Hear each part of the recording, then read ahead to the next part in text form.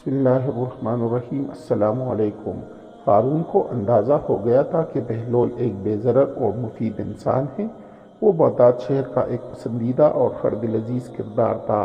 جب بھی ہارون اس کے ساتھ صحبتی کرنا چاہتا، اس کی شوخی میں چھپی دانشمندی اسے صاف بچا لے جاتی۔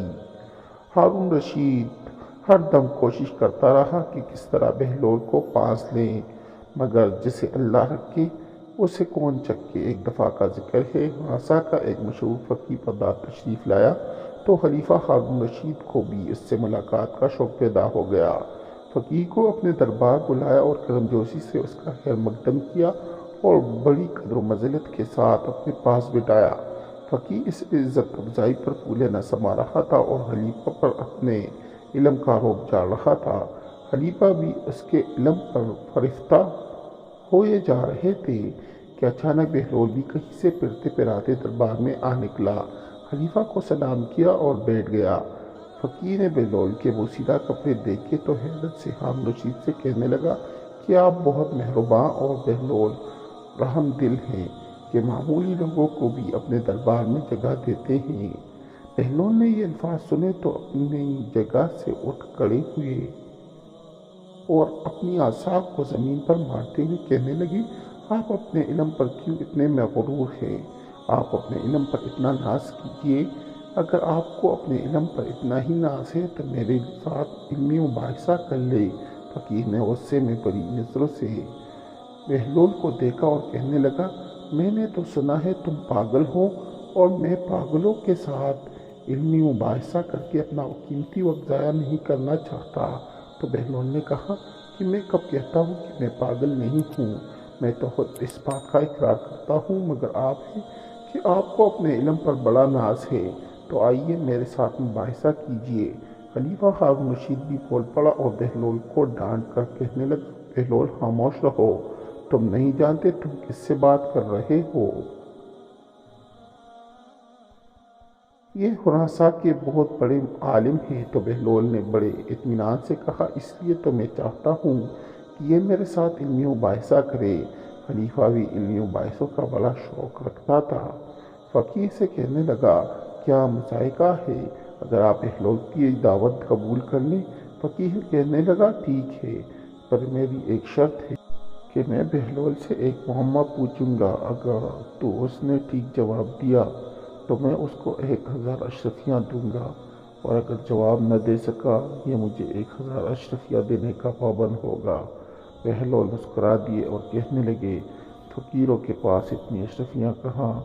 ہاں میں یہ کر سکتا ہوں، اگر میں معمہ حل نہ کر سکا تو آپ کا غلام بن جاؤں گا، اور جب تک آپ کی اشرفیوں کی قیمت پوری نہ ہو جائے آپ کی غلامی میں رہوں گا۔ فقیہ نے کہا، مجھے منظور ہے، اور کہنے لگا، تو کیا آپ تیار ہیں جواب دینے کے لیے؟ بہلول نے کہا، ہاں میں تیار ہوں، آپ معمہ بتائیں۔ اچھا بتاؤ، ایک گھر میں ایک عورت اپنے شرعی شوہر کے ساتھ بیٹھی ہے، اس گھر میں ایک شخص نماز پڑھ رہا ہے اور دوسرا روزے سے ہے۔ اچانک دروازے پر دستک ہوتی ہے اور ایک ایسا شخص اندر داخل ہوا جس کے آ جانے سے شوہر اور بیوی ایک دوسرے پر حرام ہو گئے۔ نماز پڑھنے والے کی نماز باطل ہو گئی اور روزہ دار کا روزہ بھی جاتا رہا۔ تو کیا تم بتا سکتے ہو کہ باہر سے آنے والا شخص کون ہے؟ دربار میں سناٹا چھا گیا، لوگ ایک دوسرے کا منہ تکنے لگے کہ اتنا مشکل سوال بہلول سے اس کا جواب نہ بن پڑے گا۔ تو اچانک بہلول نے خاموشی توڑی اور بولنے لگے کہ گھر میں داخل ہونے والا شخص گھر میں موجود عورت کا پہلا شوہر ہے، جو سفر پر گیا ہوا تھا اور اطلاع یہ ملی تھی اس کا دوران سفر انتقال ہو گیا ہے۔ تو اس کی بیوی نے اس کے پاس بیٹھے شخص سے عقد کر لیا اور 2 مردوں کو اجرت دی کہ میرے مرحوم شوہر کی قضا نمازیں پڑھے اور روزے رکھے۔ اسی اثناء میں اس کا پہلا شوہر واپس آ گیا۔ چونکہ اس کی موت کی خبر غلط تھی، اسی لیے عورت کے پاس بیٹھا شخص جس کے ساتھ اس نے عقد کیا تھا وہ عورت پر حرام ہو گیا، اور نمازیں اور روزے رکھنے والوں کی عبادت بھی باطل ہو گئی۔ اور فقیہ سے بھی پوچھنے لگے کہ حضرت آپ کی بھی اجازت ہے؟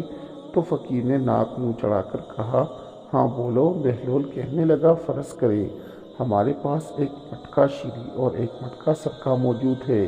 ہم شکنجبین بنانے کے لیے دونوں میں سے ایک ایک پیالہ نکال لیتے ہیں اور الگ برتن میں ڈالتے ہیں تو کیا دیکھتے ہیں کہ ایک مرا ہوا چوہا نکلا ہے۔ کیا آپ بتا سکتے ہیں کہ چوہا کس مٹکے میں گر کر مرا ہے؟ ہارون بہلول کے سوال پر بہت محظوظ اور ٹکٹکی باندھے فقیر کی طرف دیکھنے لگا کہ اب یہ کیسے اس معاملے کو حل کرتا ہے۔ فقیر گہری سوچ میں مبتلا ہو گیا اور کافی وقت کوئی جواب نہ دے سکا۔ کافی دیر کے بعد خلیفہ ہارون رشید فقیر سے کہنے لگا، جلدی جواب ارشاد فرمائے۔ کافی دیر خاموش رہنے کے بعد فقیر بول اٹھا، علی جا میں یہ معمہ حل نہ کر سکا تو ہارون نے بہلول کا اشارہ کیا کہ آپ خود ہی اس کا جواب دیں۔ بہلول مسکرائے اور بولے، کیا حضرت فقیر اب بھی اپنی ناسمجھی کے قائل ہوئے ہیں یا نہیں؟ تو فقیر بولا کہ بہلول، تم نے مجھے احساس دلایا کہ علم کی کوئی حد نہیں ہوتی۔ کسی کی ظاہری حالت کو دیکھ کر اسے کمتر خیال نہیں کرنا چاہیے۔ بہلول بولے کہ اس چوہے کو پکڑ کر دھو لے اور خشک ہونے کے لیے دھوپ میں رکھ کے پھر اس کا پیٹ چاک کرے۔ اس کے پیٹ سے سرکہ نکلا تو مطلب ہوگا کہ یہ سرکہ کے مٹکے میں ڈوب کے مرا تھا، اور اگر شیریں کے مٹکے میں اور جو بھی اس کے پیٹ سے نکلی شیریں سرکہ تو اس کے مٹکے کو ضائع کر دینا چاہیے۔ سارے دربار والے اشش کر اٹھے اور ہارون بھی محظوظ ہو گئے۔ معزز دوستو، اگر آپ لوگوں کو میری ویڈیو اچھی لگی ہو تو میرے چینل کو سبسکرائب کریں۔ شکریہ۔